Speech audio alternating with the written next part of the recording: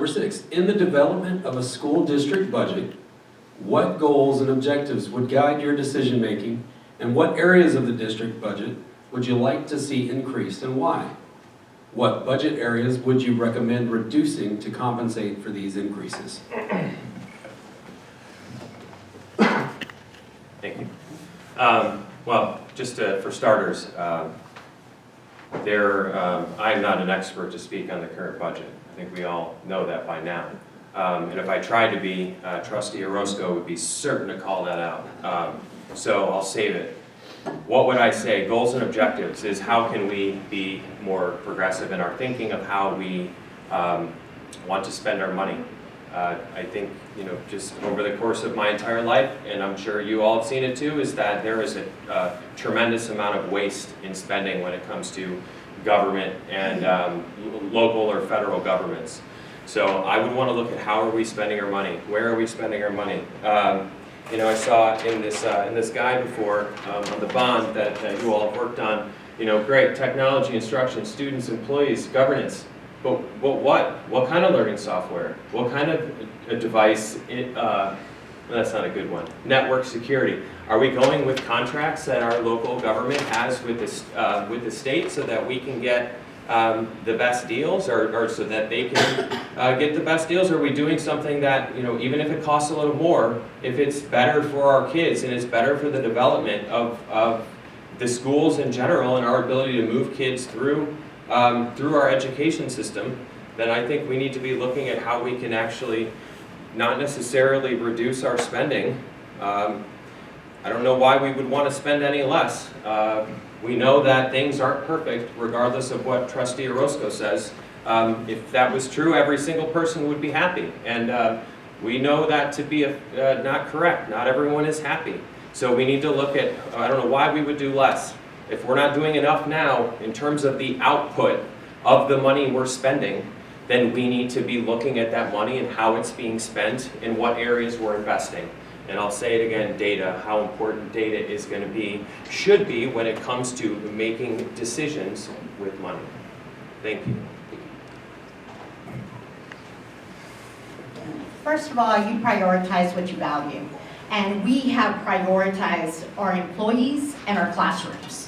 So that is number one, first and foremost, right?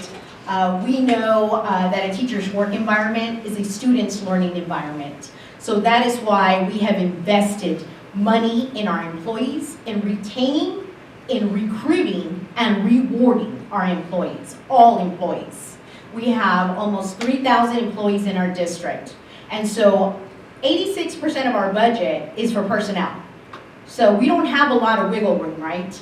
But we know that is a top priority for us. And investing in the students in classrooms, that is what we're doing by adding positions, adding AP positions, or adding interventionists, adding therapeutic counselors.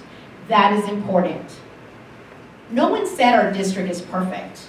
I have never said our district is perfect, but I know what we were when I got here 21 years ago. I know what we were when I got on the board, and I know what we are now, which we are recognized across the state for being an effective board and an effective school district that is a premier school district, once again, that we can be proud of. That I do know.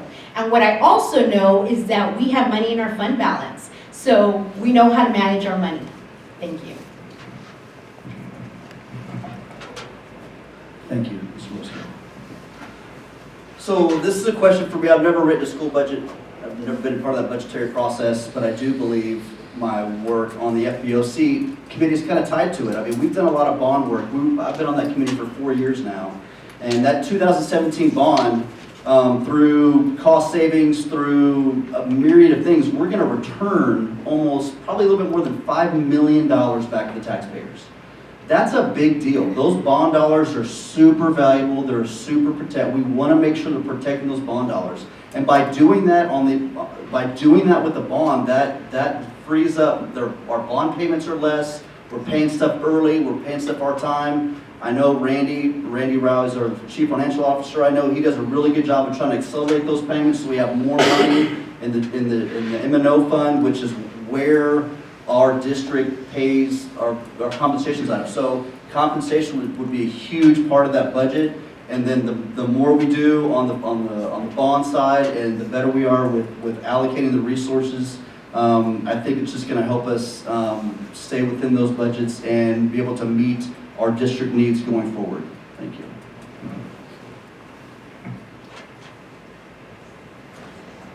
Okay. I'm glad that this was brought up again because I want to talk about that money that we're leaving on the table. There's about $173 million that is out there just waiting for us to get. The state average of money per student is $12,307.